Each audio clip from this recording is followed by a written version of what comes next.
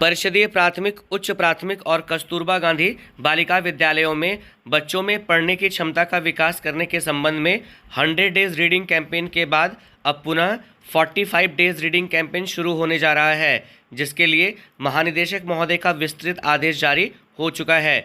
इस वीडियो में हम आपको आगे बताएंगे कि 45 डेज रीडिंग कैंपेन का उद्देश्य क्या है, लक्ष्य समूह क्या है, यानी कि इस कार्यक्रम के लिए कक्षावार कितने समूह बनेंगे, पठन अभियान की अवधि क्या होगी, पठन अभियान हेतु संसाधन यानी कि बच्चे किन संसाधनों के माध्यम से अपना पठन अभ्यास करेंगे। इसके बाद हम आपको बताएंगे कि कार्यक्रम का अभिलेखीकरण कैसे होगा, यानी कि जो ये 45 डेज का रीडिंग कैंपेन प्रभावी होगा विद्यालयों में, उसका डॉक्यूमेंटेशन भी होना है, तो वो आप कैसे करेंगे।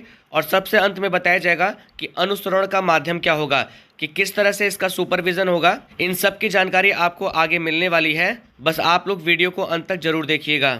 देखिए, आपको स्क्रीन पर एक पत्र दिख रहा होगा। इस पत्र के प्रेषक हैं महानिदेशक महोदय स्कूल शिक्षा श्री विजय किरण आनंद जी, और यह पत्र समस्त जनपदों के जिला बेसिक शिक्षा अधिकारी गण को 13 अक्टूबर 2022 को प्रेषित किया गया है। इस पत्र का विषय है परिषदीय एवं कस्तूरबा गांधी बालिका विद्यालयों में 45 डेज रीडिंग कैंपेन के संचालन के संबंध में। इस पत्र में आगे लिखा गया है कि महोदया, आप अवगत हैं कि स्कूल शिक्षा एवं साक्षरता विभाग शिक्षा मंत्रालय भारत सरकार द्वारा निपुण भारत मिशन के अंतर्गत वर्ष 2026-27 तक प्राथमिक कक्षाओं में सार्वभौमिक मूलभूत साक्षरता और संख्या ज्ञान प्राप्त करने तथा बाल वाटिका से कक्षा 3 तक सभी बच्चों में पढ़ने लिखने और संख्या ज्ञान में ग्रेड स्तर की अपेक्षित योग्यता प्राप्त करने का लक्ष्य निर्धारित किया गया है। देखिए, जैसा कि आप सभी को पता है कि निपुण भारत मिशन के अंतर्गत वर्ष 2026-27 तक बाल वाटिका से लेकर कक्षा 3 तक के जो बच्चे हैं वो सार्वभौमिक मूलभूत साक्षरता और संख्या ज्ञान के लक्ष्य को प्राप्त कर लें। तो यह कार्यक्रम स्कूल शिक्षा एवं साक्षरता विभाग शिक्षा मंत्रालय भारत सरकार द्वारा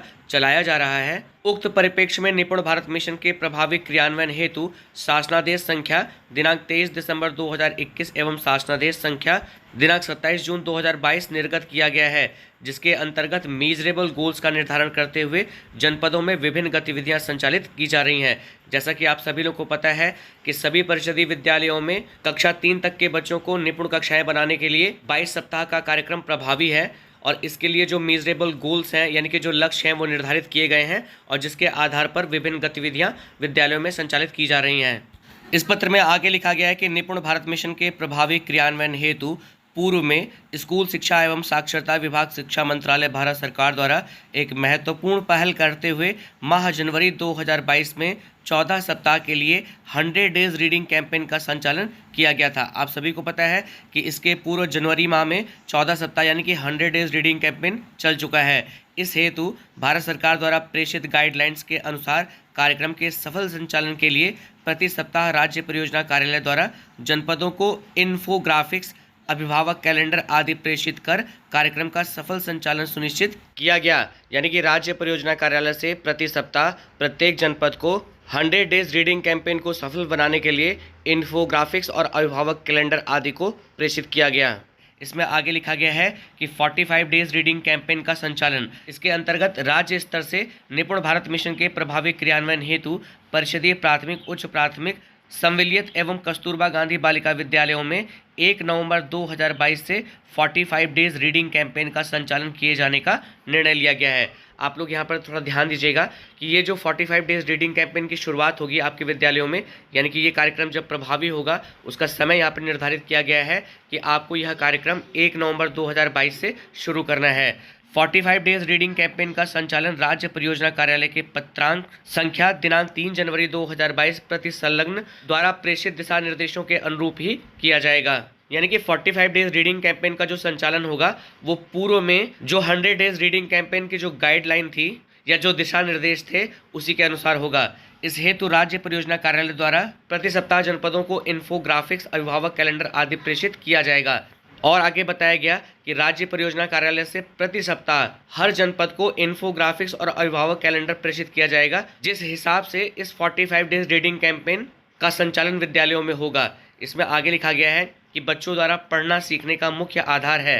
जो बच्चों को स्वतंत्र रूप से पुस्तकें पढ़ने के लिए प्रेरित करता है। इसके साथ ही रचनात्मक एवं अवलोकात्मक चिंतन तथा मौखिक एवं लिखित दोनों रूप में व्यक्त करने की क्षमता को विकसित करता है। यह बच्चों को उनके परिवेश और वास्तविक जीवन की स्थिति से जोड़ने में भी सहायक होता है। राष्ट्रीय शिक्षा नीति 2020 में भी इस बात पर जोर दिया गया है कि प्राथमिक विद्यालयों में सार्वभौमिक आधारभूत साक्षरता एवं संख्या ज्ञान हासिल करना सर्वोच्च प्राथमिकता होना चाहिए। देखिए, निपुण भारत मिशन के अंतर्गत जो हमारा मुख्य लक्ष्य है कि बच्चों द्वारा सार्वभौमिक मूलभूत साक्षरता और संख्या ज्ञान के लक्ष्य को प्राप्त किया जाए, तो इसका आधार है कि बच्चों के अंदर पढ़ना, सीखने और पढ़ने की दक्षता का विकास हो, इसलिए यह कार्यक्रम चलाया जा रहा है। इसमें आगे लिखा गया है कि नेशनल अचीवमेंट सर्वे NAS सहित भारत में विभिन्न शोध अध्ययनों से यह तथ्य प्रकाश में आया है कि कई बच्चे एक साधारण कक्षानुरूप वाक्यों एवं गद्यांशों को पढ़ने में सक्षम नहीं हैं। इस संदर्भ में 45 डेज रीडिंग कैंपेन प्रारंभ किया जा रहा है। देखिए, इस रीडिंग कैंपेन के मुख्य उद्देश्य को बताते हुए यह कहा गया कि नेशनल अचीवमेंट सर्वे यानी कि NAS और इसके अलावा जो और भी सर्वे हैं उनके द्वारा यह बात सामने आई है कि बच्चे कक्षानुरूप वाक्यों और गद्यांशों को नहीं पढ़ पाते हैं, जिसके लिए 45 डेज रीडिंग कैंपेन को पुनः प्रारंभ किया जाना अत्यंत आवश्यक है, जिससे कि प्रत्येक बच्चा पढ़ना सीखे और तत्पश्चात सीखने के लिए पढ़ सके। बच्चों में स्कूल आने से पहले ही पढ़ने लिखने की समझ विकसित हो जाती है। बच्चे अपने आसपास की लिखित सामग्रियों को पढ़ना शुरू कर देते हैं, जैसे बिस्कुट, टॉफी, सड़क के किनारे पोस्टर और विज्ञापन, घर पर अखबार, कहानी की किताबें, पत्र, पोस्टकार्ड आदि। बच्चों के पूर्व ज्ञान को उनके साक्षरता कौशल के विकास का आधार माना जा सकता है। देखिए, 45 डेज रीडिंग कैंपेन के बारे में आगे बताते हुए ये कहा गया कि बच्चे जब स्कूल आते हैं तो उससे पहले ही वो पढ़ने से संबंधित जो बेसिक्स हैं उन्हें समझते हैं और बच्चे आसपास की जो लिखित सामग्रियां हैं उन्हें पढ़ना शुरू कर देते हैं। जैसे यहाँ पर उदाहरण के तौर पे बताया गया कि बिस्कुट और टॉफ़ी, सड़क के किनारे जो पोस्टर और विज्ञापन लगे होते हैं उन पर जो चीज़ें लिखी होती हैं बच्चे उसे अपने अनुभव से पढ़ लेते हैं, तो उनका जो पूर्व ज्ञान है उसे साक्षरता कौशल के विकास का आधार माना जा सकता है।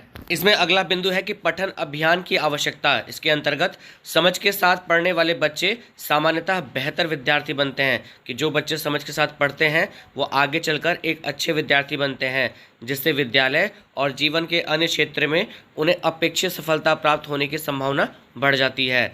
इसमें अगला पॉइंट है बच्चे में पढ़ने की आदत कैसे विकसित करें।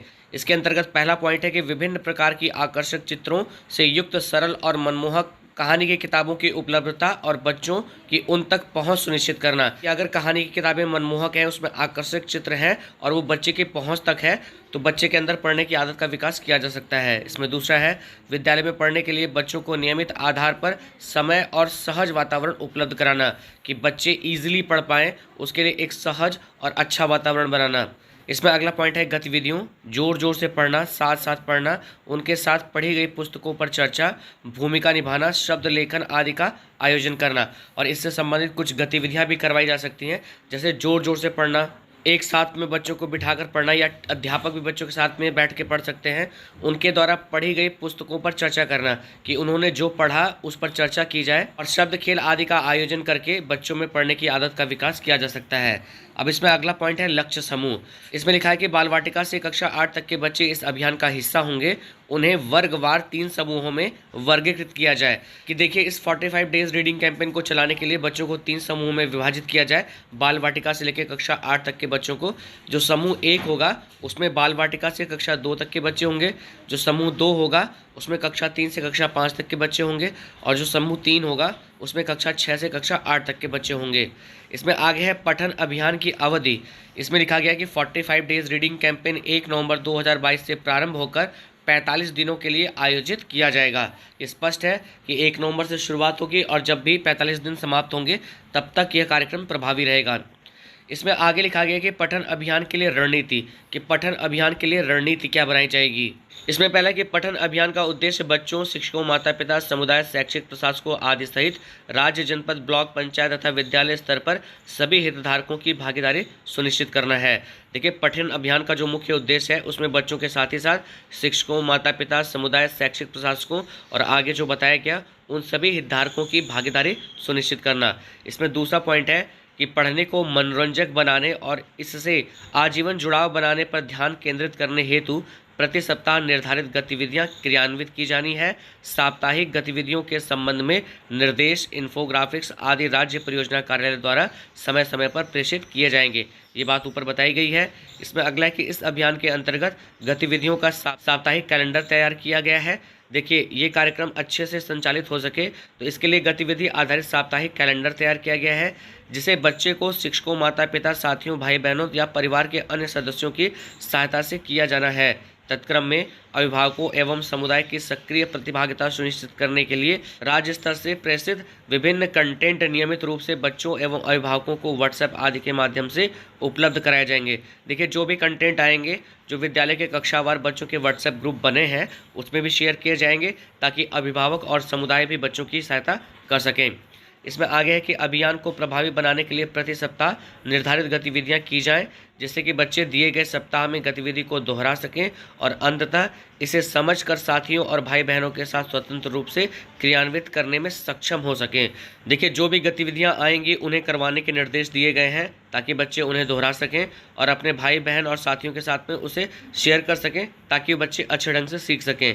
इसमें अंतिम है कि जनपद, ब्लॉक, पंचायत स्तर पर कार्यरत स्वयंसेवी संस्थाओं से भी अपेक्षित सहयोग लिया जा सकता है। प्रेरणा सारथी और प्रेरणा साथी से इस अभियान के संचालन हेतु बच्चों को घर पर ही पठन सामग्री उपलब्ध कराने के लिए अपेक्षित सहयोग प्राप्त किया जाए।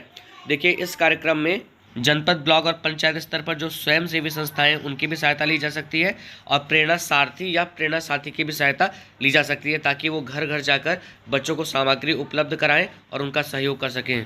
इसमें आगे कि पठन अभियान हेतु संसाधनों की उपलब्धता, कि किन संसाधनों के माध्यम से जो बच्चे हैं इस रीडिंग कैंपेन का हिस्सा बन पाएंगे। इसमें पहला है कि राज्य द्वारा विद्यालय स्तर पर उपलब्ध कराई गई पुस्तकालय हेतु पुस्तकें, सहज पुस्तिकाएं, पाठ्य पुस्तकें, प्रिंटेड सामग्री, स्थानीय भाषा में उपलब्ध कहानियां आदि। देखिए, विद्यालयों में राज्य द्वारा जितने भी पुस्तकें पुस्तकालय के लिए भेजी गई हैं उन पुस्तकों के माध्यम से, सहज पुस्तिकाओं के माध्यम से, बच्चों की जो कक्षाओं की पाठ्य पुस्तकें हैं उनके माध्यम से, प्रिंटेड सामग्री से और स्थानीय भाषा में अगर उपलब्ध कहानियाँ हैं तो उनके माध्यम से बच्चे इस रीडिंग कैंपेन का हिस्सा बन सकते हैं और अपनी समझ को विकसित कर सकते हैं। इसमें दूसरा है कि दीक्षा पोर्टल, प्रेरणा पोर्टल और SCERT के वेबसाइट आदि पर उपलब्ध विभिन्न संसाधन, कि दीक्षा पोर्टल पर और प्रेरणा पोर्टल पर, इसके साथ ही साथ SCERT की वेबसाइट पर जो कंटेंट हैं उनकी भी मदद ली जा सकती है। इसमें अगला है NCERT, national book trust, NBT, story wear, और यहाँ पर उसकी वेबसाइट दी गई है। प्रथम बुक्स, उसकी भी वेबसाइट दी गई है।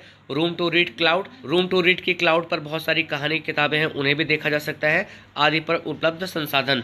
तो इन संसाधनों के माध्यम से 45 डेज रीडिंग कैंपेन में बच्चे पढ़ने का जो अभ्यास है वो इन संसाधनों के माध्यम से कर सकते हैं। इसमें अभिलेखीकरण के बारे में बताया गया कि जनपद, ब्लॉक व विद्यालयों द्वारा गतिविधियों का अभिलेखीकरण किया जाएगा।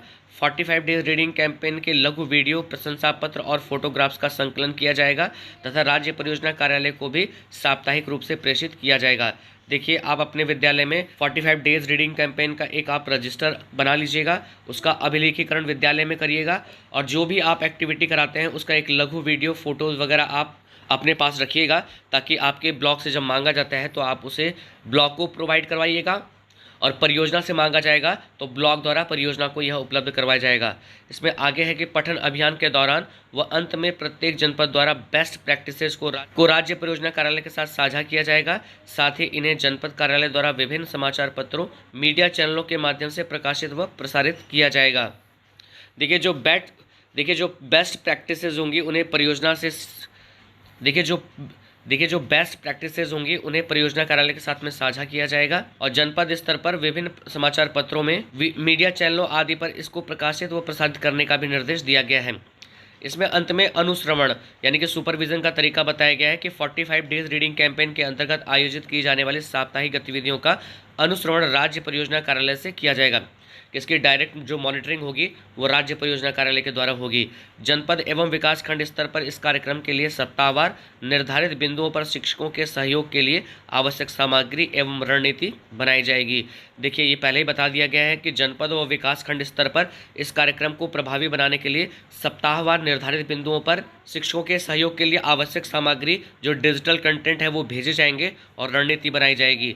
प्राचार्य डाइट मंडलीय सहायक शिक्षा निदेशक एवं जिला बेसिक शिक्षा अधिकारी एवं खंड शिक्षा अधिकारी द्वारा यह सुनिश्चित किया जाएगा कि 100% विद्यालयों, शिक्षकों एवं बच्चों की सहभागिता इस अभियान में सुनिश्चित हो। देखिए, अनुश्रवण के लिए बताया गया है कि प्राचार्य डाइट मंडलीय सहायक शिक्षा निदेशक और जिला बेसिक शिक्षा अधिकारी साथ ही खंड शिक्षा अधिकारी महोदय द्वारा इसकी मॉनिटरिंग होगी कि प्रत्येक विद्यालय में प्रत्येक शिक्षक द्वारा इस कार्यक्रम को प्रभावी किया जा रहा है कि नहीं। इसमें अंत में है एसआरजी, एआरपी एवं शिक्षक संकुल के माध्यम से आयोजित की जाने वाली गतिविधियों पर सतत चर्चा एवं आवश्यक सहयोग प्रदान करते हुए शिक्षकों एवं अभिभावकों को निरंतर अभिप्रेरित किया जाएगा। अतः निर्देशित किया जाता है कि 45 डेज रीडिंग कैंपेन के अंतर्गत संलग्न रूपरेखा के अनुसार सफलतापूर्वक आयोजन सुनिश्चित कराया जाए। साथ ही इस अभियान के प्रभावी क्रियान्वयन हेतु व्यक्तिगत अभिरुचि के साथ ऑनलाइन/ऑफलाइन अनुसरण भी किया जाए तथा साप्ताहिक प्रगति से राज्य परियोजना कार्यालय को भी अवगत कराया जाए। तो हम आशा करते हैं कि इस वीडियो के माध्यम से 45 डेज रीडिंग कैंपेन के बारे में जो जानकारी आप तक साझा की गई ये आपके लिए उपयोगी होगी। अगर आपको यह वीडियो पसंद आया तो आपसे निवेदन है कि वीडियो को लाइक, शेयर, कमेंट जरूर करें। चैनल को सब्सक्राइब करें ताकि और इंपॉर्टेंट वीडियो की नोटिफिकेशन आपको प्रॉपरली मिलती रहे। वीडियो देखने के लिए आप सभी लोगों का बहुत बहुत धन्यवाद।